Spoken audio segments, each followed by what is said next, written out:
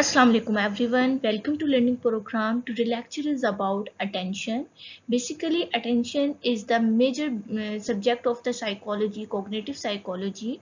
This is belong to the cognitive psychology. So अगर हम cognitive psychology की बात करते हैं तो उसमें 4 to 5 मेजर चैप्टर्स आते हैं जिनमें से इम्पोर्टेंट वन है आपके पास अटेंशन. सो आज के लेक्चर में हम इसके इंट्रोडक्शन लर्न करेंगे. अटेंशन क्या होता है और इसकी एवरीडे लाइफ में कहाँ कहाँ एग्जांपल्स मिलती हैं हमें. सेकेंडली अटेंशंस की आप टाइप्स को अंडरस्टैंड करेंगे कि अटेंशन कैसी होती है, अटेंशन किन चीज़ों पे डिपेंडेड होती है और हम किन चीज़ों को ज़्यादा अटेंशन देते हैं और रीजंस क्या है अटेंशंस की.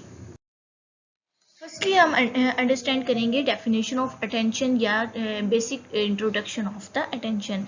अटेंशन स्टूडेंट्स एक ऐसा प्रोसेस है जो हम कंसंट्रेट कर रहे होते हैं किसी specific feature of the environment के किसी भी स्पेसिफिक फीचर पे जो हमारी कंसंट्रेशन होती है, that is the process of attention.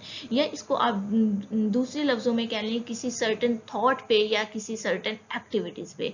For example आपको मैं एग्जाम्पल देती हूँ. आप क्लास में बैठ के लेक्चर को अटेंड कर रहे हैं. लेक्चर को अटेंड करते करते आपकी बाहर से आपकी फ्रेंड पास आउट होती है. ये बिल्कुल जो है आपके जो उनसे क्लास रूम है उसके डोर से गुजरती है. तो अपनी फ्रेंड को देखना और लेक्चर को इग्नोर कर देना, दैट इज द अटेंशन. कि किसी specific feature, specific person, specific thought, specific activities की तरफ आपकी तमाम कंसंट्रेशन का चले जाना, दैट इज द अटेंशन.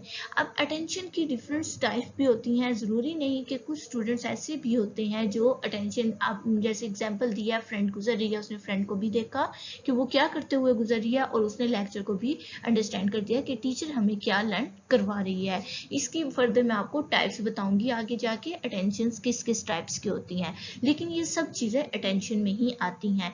इसमें आप फोकस करते हैं किसी specific feature of the environment में और आप एक्सक्लूज कर देते हैं बाकी तमाम फीचर ऑफ द इन्वायरमेंट को, दैट इज द अटेंशन.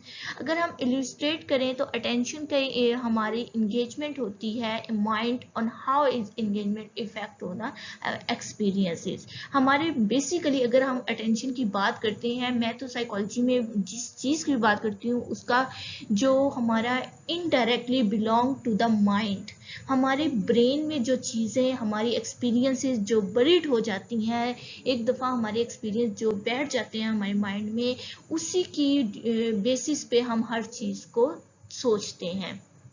ठीक है. मैं अटेंशन के में भी ये अक्सर कहती हूँ कि आपके माइंड में जितने एक्सपीरियंसेस बरीड होते हैं या आप फौरी तौर पे एक्सपीरियंस हो चुके होते हैं, उसकी बेसिस पे आप हमेशा अटेंशन को जो सा है इन्वॉल्वमेंट होती है आपकी. अगर हम देखिए अटेंशन एंड कंसंट्रेशन की बात करें तो first time 100 of year ago हमारे पास सबसे पहले माइंड पे जो काम किया था और अटेंशन के बारे में हमें एक कॉन्सेप्ट दिया था, वो विलियम जेम्स पर्सन था जो 1819 में उन्होंने एक बुक पब्लिश की थी, that is the name of principle of psychology. So students यहाँ पे एक छोटा सा एमसीक्यूज है, इसे अंडरस्टैंड करते जाएं. विलियम जेम्स की 1819 में कौन सी बुक थी? Principle of psychology. उसमें अटेंशन भी और कंसंट्रेशन दोनों टॉपिक कवर होते हैं. बेसिकली ये साइकोलॉजी की प्रिंसिपल्स पे बुक बनी थी. इसमें साइकोलॉजी की हर फील्ड को थोड़ा इन टच किया गया था और उस टाइम क्योंकि साइकोलॉजी के हर ब्रांच का नेम नहीं रखा गया था, लेकिन इनडायरेक्टली उन्होंने बातें यही की थी जिन्हें आगे आगे हमने चेंजिंग करके एक स्पेसिफिक नेम दे दिया हर फील्ड का. Million of other items are present. वो कह रहे हैं, मैं आपको इसकी एग्जांपल में सिंपल सी एग्जांपल दे देती हूँ. वो कह रहे हैं आप एक सफ़र में जा रही हैं, आपके मिलियंस ऑफ द ऐसी चीज़ें होती हैं जो आपके पास से गुजरती हैं, लेकिन आप किन चीज़ों को देखते हैं जिन चीज़ों में आपका इंटरेस्ट होता है. मैं कहती हूँ इंटरेस्ट से ज़्यादा जिन चीज़ों पर आपका माइंड फोकस करता है आप उन चीज़ों को ज़्यादा देखते हैं. फॉर एग्जाम्पल आप एक ट्रेन में से गुजर रहे हैं, आपकी लगातार ट्रेन जो है चल रही है और आपको आपको बहुत सारी चीजें नजर आ रही हैं, लेकिन आप एकदम से अपने साथ वाली सीट पे आपके जो मामा बैठी हैं या सिस्टर बैठी हैं, आप उन्हें कहेंगे कि फला जगह पे यूं हो रहा है, फला बच्चा देखे बाहर यूं कर रहा है, because you our attention of one item या वन पर्सन या वन थिंग्स। ठीक है, आप जिस चीज को देखना चाहते हैं आपको वही चीज नजर आती है। अटेंशन की एक सेकेंडली रीजन ये भी है। ठीक है, वो कह रहे हैं आपका माइंड जिस चीज को प्रोसेस करता है आपको वही चीजें क्लियर नजर आती हैं अपने इर्द गिर्द, और बाकी तमाम चीजें आपके विड्रॉ हो जाती हैं।